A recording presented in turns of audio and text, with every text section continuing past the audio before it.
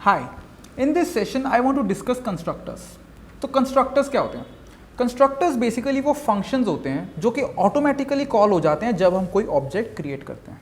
ठीक है, जैसे ही हमने कोई ऑब्जेक्ट क्रिएट किया तो एक कंस्ट्रक्टर होगा, वो ऑटोमेटिकली कॉल हो जाएगा। तो जो कंस्ट्रक्टर्स होते हैं उनका नाम होता है that is same as the class name. ठीक है, तो इस क्लास का नाम क्या है? क्रिकेटर। ठीक है, तो इस क्रिकेटर क्लास में अगर मुझे एक कंस्ट्रक्टर फंक्शन बनाना है उसका नाम क्या होना चाहिए? क्रिकेटर। ठीक है, तो let's create it cricketer, right. उसको कुछ भी पैरामीटर्स नहीं देते हैं, तो पहले एक नॉन पैरामीटराइज्ड कंस्ट्रक्टर बनाते हैं। ठीक है, तो एक काम करते हैं, जैसे ये कॉल होगा लिख देते हैं क्रिकेटर क्रिएटेड। ठीक है, मतलब क्रिकेटर ऑब्जेक्ट क्रिएटेड। ठीक है, एंड लाइन। सो अब यहाँ पे एक ऑब्जेक्ट बना लेते हैं क्रिकेटर C1।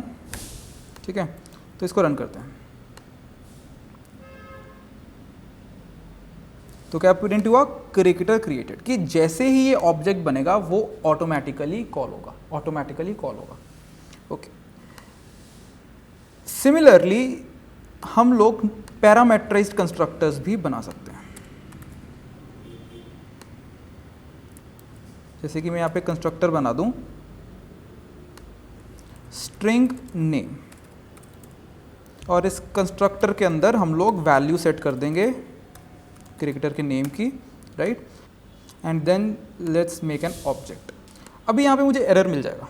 ठीक है, एरर बेसिकली क्यों मिल रहा है कि इट रिक्वायर्स वन आर्ग्यूमेंट। तो बेसिकली अभी हमने जो कंस्ट्रक्टर बनाया है वो पैरामीटराइज्ड कंस्ट्रक्टर है, तो जब भी वो कंस्ट्रक्टर कॉल होना चाहिए तो उसके पास वो पैरामीटर तो जाना चाहिए। तो अब से हमको जब भी कोई ऑब्जेक्ट बनाना पड़ेगा उसको एटलीस्ट उसका नेम तो भेजना ही पड़ेगा साथ में, right. So let's say the name of the cricketer is Rohit, so मुझे रोहित साथ में भेजना ही पड़ेगा, only then it can be created. तो बेसिकली पैरामीटराइज्ड कंस्ट्रक्टर का काम क्या है? अगर मैं चाहता हूं कि कोई इसका अगर ऑब्जेक्ट क्रिएट करता है तो एटलीस्ट नेम तो पास करे ही करे, तो ये फंक्शनैलिटी अचीव करने के लिए हम लोग पैरामीटराइज्ड कंस्ट्रक्टर लगा देते हैं कि अगर तुम नेम नहीं पास करोगे तो तुम इसका ऑब्जेक्ट नहीं बना सकते, राइट।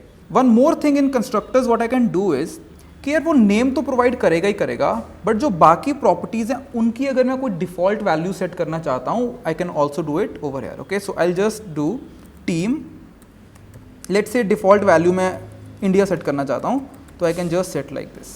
ठीक है, और लेट्स से मुझे मैचेस 40 सेट करने हैं, right.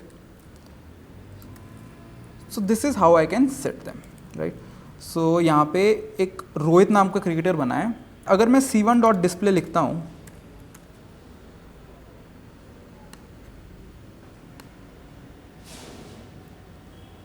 So I am getting Rohit, India and 40। ठीक है, तो वो डिफ़ॉल्ट वैल्यूज़ को इसने ले लिया, बट ऑब्वियसली मैं अपने मन से कोई और वैल्यू तो दे ही सकता हूँ। ठीक है, C1 dot matches is equal to 100 let's say, right. So in that case obviously it should be Rohit, India and 100. So default arguments also we can use, and if I want to use more than one parameterized constructor, that also I can do, right. So let's say,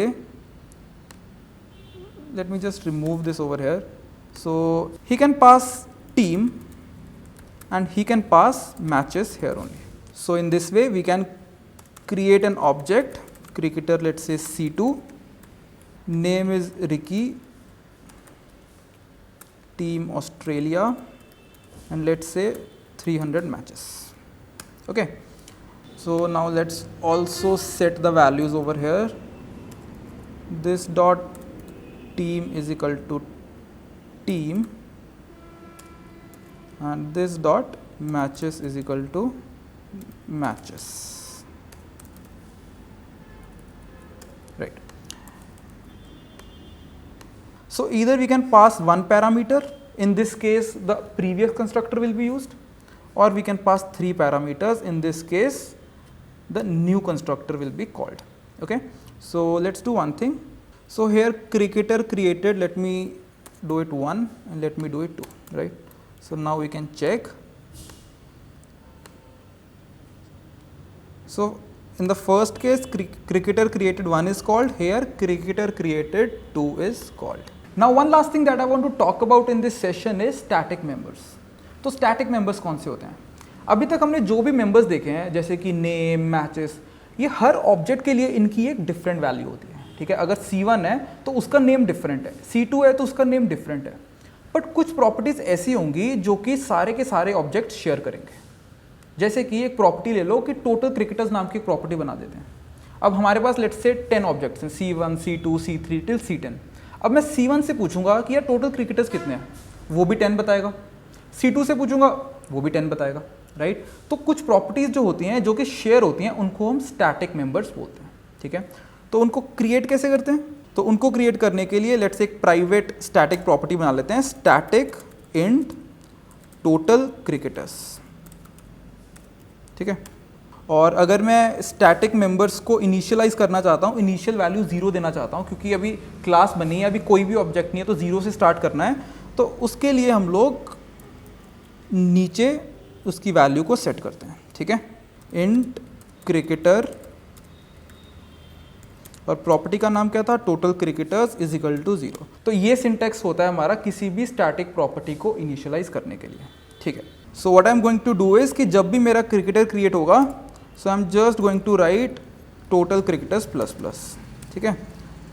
and same thing over here also, कि वो चाहे ये constructor call होके बने या ये constructor call होके बने, दोनों ही केसेस में टोटल क्रिकेटर्स प्लस प्लस करना है, ठीक है। एंड एक काम और कर लेते हैं, डिस्प्ले के वक्त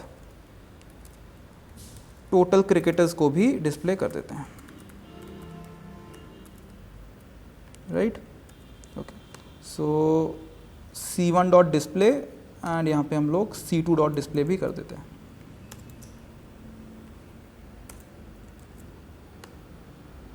सो if I run this, so जब पहले प्रिंट हो रहा था रोहित इंडिया 101, तो तब एक ही क्रिकेटर था total, and second time total हमारे पास 2 क्रिकेटर हो चुके थे, ठीक है। तो अभी तक हमने क्या क्या डिस्कस कर लिया, constructors and static members. One thing that is left is destructors. तो जैसे हमारे कंस्ट्रक्टर्स होते हैं जो कि कॉल होते हैं जब हमारा ऑब्जेक्ट क्रिएट होता है, वैसे ही हमारे पास डिस्ट्रक्टर्स होते हैं जो कॉल होता है जब ऑब्जेक्ट डिस्ट्रॉय होता है। तो ऑब्जेक्ट खत्म कब होता है, या तो उसका स्कोप खत्म हो जाए, right. And the second thing is कि जब हम उसको एक्सप्लिसिटली डिलीट कर देते हैं जाके, ठीक है। ओके, सो डिस्ट्रक्टर्स का सिंटेक्स होता है कुछ इस तरह से, बस डिस्ट्रक्टर में उसके आगे एक ये वाला साइन लग जाता है, दैट्स इट। तो ये अभी हमारा डिस्ट्रक्टर बन गया, ठीक है। सो if I just say destructor called, right, so when I will just run this, so destructor called. तो बेसिकली जब ये मेरा पूरा प्रोग्राम चल चुका है, तो मेरा मेन फंक्शन जब पूरा चल चुका है, मेरे C1 और C2 हैं, ये दोनों आउट ऑफ स्कोप चले जा चुके हैं, ठीक है, उनका काम खत्म हो चुका है, तो ये दोनों के दोनों डिस्ट्रॉय हो जाएंगे, ठीक है। इसलिए 2 बार मेरा डिस्ट्रक्टर कॉल हो रहा है, ठीक है। तो समझ में आ चुका है what are constructors and destructors. In the next session for better understanding we are going to take another example of complex numbers. उसके लिए क्लास बनाएंगे, ऑब्जेक्ट्स बनाएंगे and will practise it again, okay. So I will see you in the next session, thank you.